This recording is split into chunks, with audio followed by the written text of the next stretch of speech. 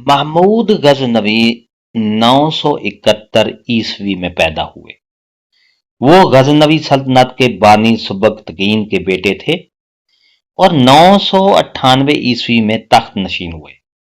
उनका मकसद था इस्लामी तालीमात का फरोग और अपनी सल्तनत को मजबूत और मुस्तहकम बनाना। उन्होंने हिंदुस्तान पर 17 मरतबा हमले किए और हर बार अपनी अस्करी महारत और बेहतरीन हिकमत अमली से फतह हासिल की। लेकिन इनकी सबसे मशहूर फतह गुजरात के सोमनाथ मंदिर पर थी, जो न सिर्फ मजहबी बल्कि इक्तसादी अहमियत भी रखता था। सोमनाथ का मंदिर हिंदू मजहब में एक मुकद्दस मकाम था। यह मंदिर शिव भगवान के अकीदतमंदों के लिए इंतहाई अहमियत का हामिल था। कहा जाता है कि मंदिर में एक खास शिवलिंग मौजूद था जो अपनी साख्त में मुनफरिद था। यह मंदिर न सिर्फ मजहबी मरकज था बल्कि यहां बेशुमार खजाने भी मौजूद थे। सोने, चांदी और कीमती जवाहरात की कहानियां दूर दूर तक मशहूर थीं। यही दौलत महमूद गजनवी के हमले का एक बड़ा मकसद बनी। 1025 ईस्वी में सुल्तान महमूद गजनवी ने सोमनाथ मंदिर पर हमले का फैसला किया। उन्होंने अपनी फौज को मुनज़्ज़म किया और सहराई इलाकों के सख्त सफर के बाद गुजरात पहुंचे। सोमनाथ के हुक्मरानों को महमूद गजनवी के इरादों का इल्म हुआ तो उन्होंने अपनी फौज को मुनज़्ज़म किया, लेकिन वो सुल्तान की हिकमत अमली और फौजी ताकत का मुकाबला न कर सके।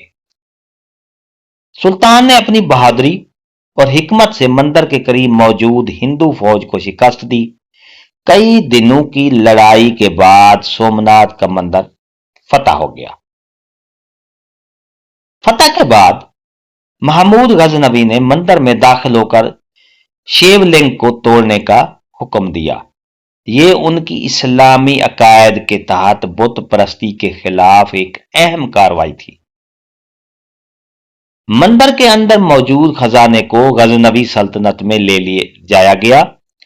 यह खजाना सोने, चांदी, हीरे और दीगर कीमती अशिया पर मुश्तमिल था, जिसने गजनवी सल्तनत को मजीद मजबूत बना दिया। सोमनाथ की फतह के बाद सुल्तान महमूद गजनवी एक फातेह के तौर पर वापस आए। ये फतह न सिर्फ उनकी ताकत का सबूत थी बल्कि इस्लामी तारीख में एक यादगार वाकया भी बन गई। यह थी सुल्तान महमूद गजनवी की दास्तान फतह, जो आज भी तारीख के सफात पर जिंदा है। उनकी बहादुरी, हिकमत और गैर मुतज़लज़ल ईमान ने इन्हें हमेशा के लिए यादगार बना दिया। वो फातेह जिसने ना सिर्फ जमीन पर बल्कि दिलों पर भी अपनी जगह बनाई। डियर नाजरीन, अगर आपको ये हमारी वीडियो पसंद आई है तो लाइक करें, चैनल को सब्सक्राइब करें। मिलते हैं एक नई ऐसी ही वीडियो के साथ। तब तक के लिए शुक्रिया। अल्लाह हाफिज।